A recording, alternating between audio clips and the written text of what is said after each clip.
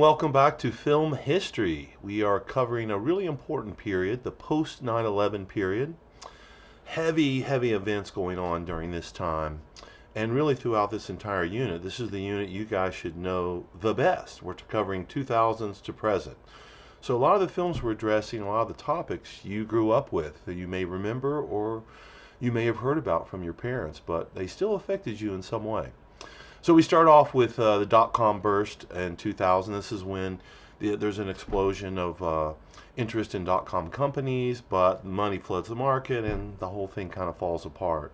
Shortly thereafter, we have the controversial Bush election over Al Gore in 2000. Very controversial election I get into in the compilation, in which the Supreme Court essentially decided the president.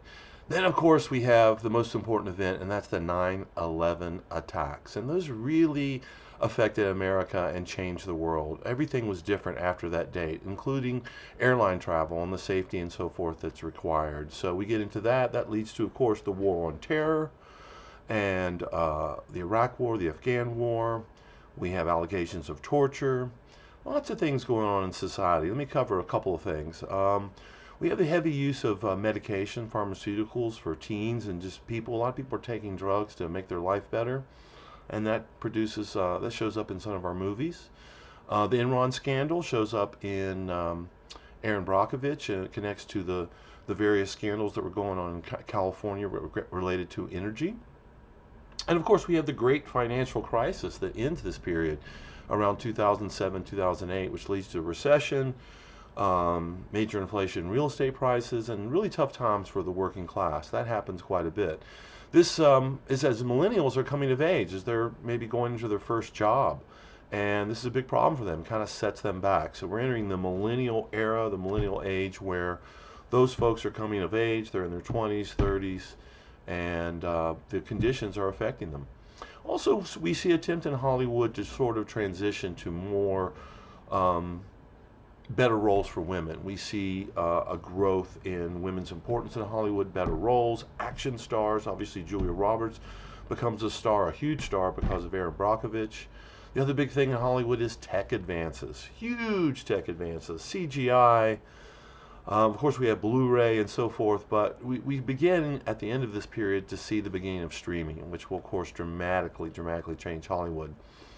But there's other things doing that. Digital editing, digital cameras. It's in this time period that digital cameras really take over and surpass film cameras for most usage. So huge tech advances happening. And of course, we have CGI. All kinds of motion capture and different advances are happening this time that allow CGI to blend with live action. That's all advancing this time. We see digital color grading. And then we see a response to what happened at 9/11. We see a lot of films that are either escapist or very realistic. Cardboard, corny action films kind of fade away. We see more serious action films. We see, again, a lot of escapism and a lot of hyper-realism manifest, for example, in the Bourne Identity series. Also, so we see the emergence of non-linear narratives, which we're going to see in a couple of films that we watch today, in which they're exploding the traditional linear narrative and chopping the story up that we saw that first in Pulp Fiction, but it becomes even more used with the films of Charlie Kaufman, like Eternal Sunshine of the Spotless Mind. What else? We see the return of R-rated comedy. Animation explodes, in part because of the tech explosion. They're now able to do it cheaper, faster, better. So we see a lot of new genres, and this period was kind of tough for me to set up because there's no clear singular voice or style of film that's coming out. We have a little bit of a leftover from the independent period in the early 2000s. We start to see the superhero franchises take off. That's kind of formed in this time, the beginnings of that with Iron Man, The Dark Knight, and so forth. And so it's a little bit of a transition time where we have a mixture of different things, but what's coming, of course, is the major takeover of franchise films, most particularly superhero films. Okay, let's get to the films that we're watching this week. Okay, I have 4 excellent ones. We have Donnie Darko, which is a little obscure film. This is a coming-of-age film that shows a teen in this time period dealing with the issues. It's got a direct connection to 9/11. In fact, it was held out of theaters because there's a scene where an engine plows through his bedroom.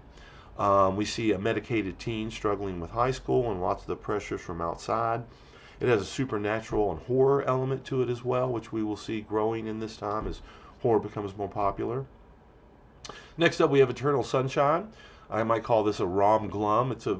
The look of the film is very dour, and this kind of speaks to this issue of medicated lives and technology, because it's a piece of technology in the film that allows him to erase the memory of his girlfriend. So we see this influence of technology on human lives. Next, we have Erin Brockovich, which reflects the rising feminist consciousness happening at the time. It connects to the California energy crisis, which was happening in the early 2000s. And also, this is an example of Charlie Kaufman. Oh, excuse me, this is not Kaufman. My mistake.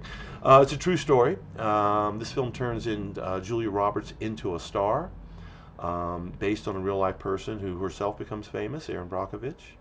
And lastly, we have a classic, an absolute masterpiece from Paul Thomas Anderson called There Will Be Blood.